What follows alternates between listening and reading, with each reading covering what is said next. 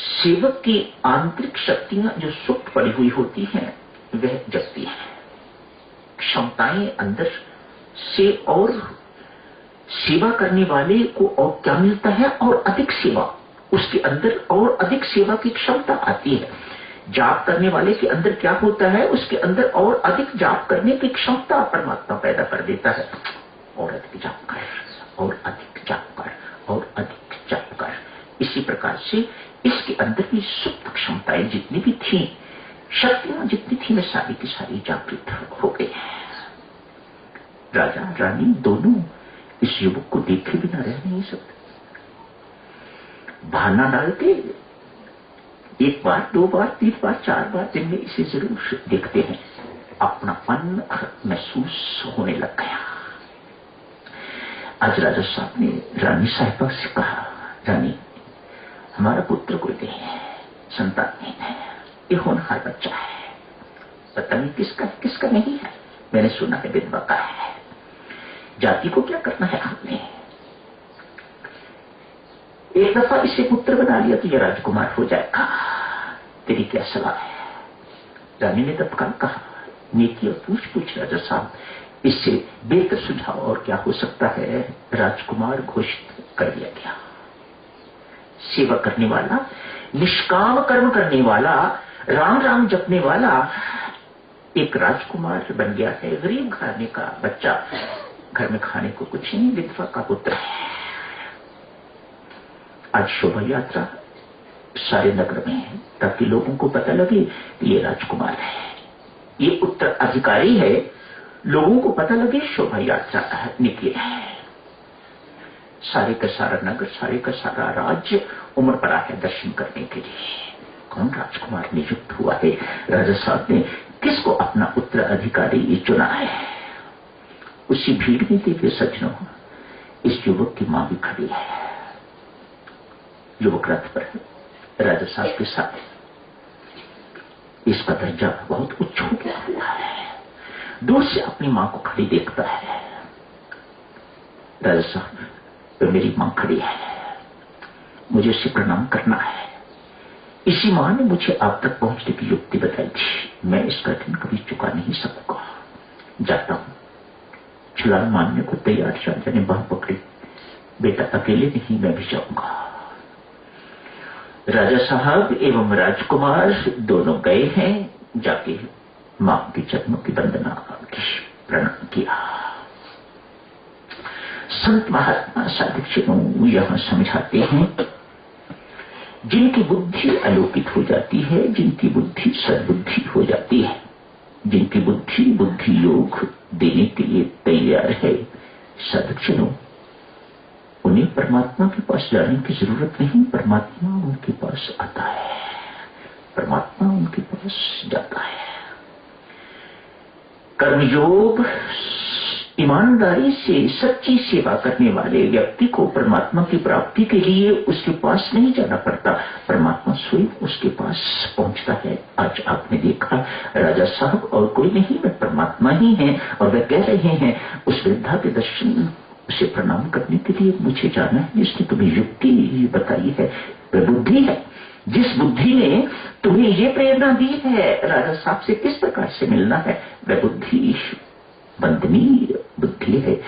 राजा साहब स्वयं प्रणाम करने के लिए तो गया है।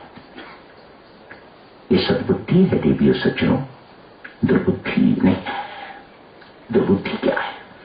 जो हमें मोह ममता के जाल से न निकलने दे वह दुर्बुद्धि।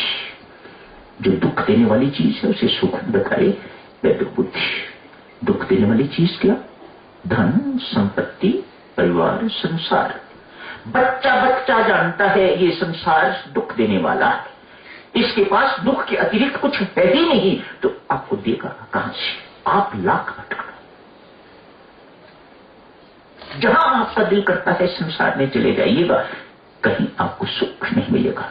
जाओ अमेरिका जाके देख लो, लंदन जाके देख लो, जिस जगह का नाम आप जानते हो वहां जाके देख लो, वहां आप सुख नहीं मिलेगा। क्यों? वहां सुख है ही नहीं।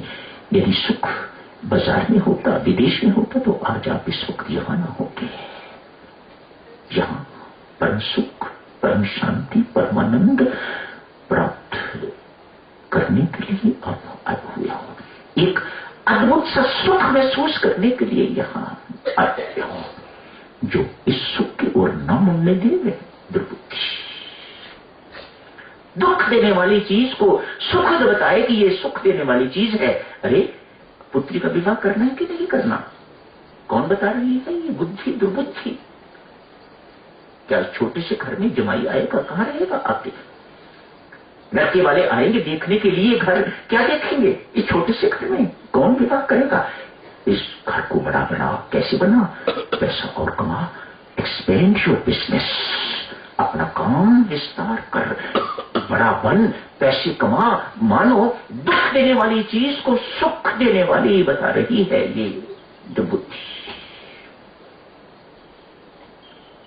भगवान श्री कहते हैं जिस पर मैं कृपा करता हूं मैं उसे बुद्धि योग देता हूं, उसे सद्बुद्धि देता हूं। जो संसार से निकाल के मेरी ओर मोड़े वह सद्बुद्धि है, वह तीक्ष्ण बुद्धि है, बुद्धि योग बनाने वाली बुद्धि।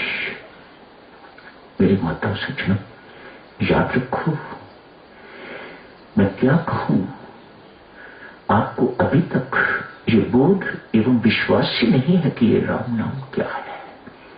जो राम नाम नहीं दे सकेगा तो कहीं और से भी नहीं मिल सकेगा आपको। ये आश्वासन है, शास्त्रों का आश्वासन है।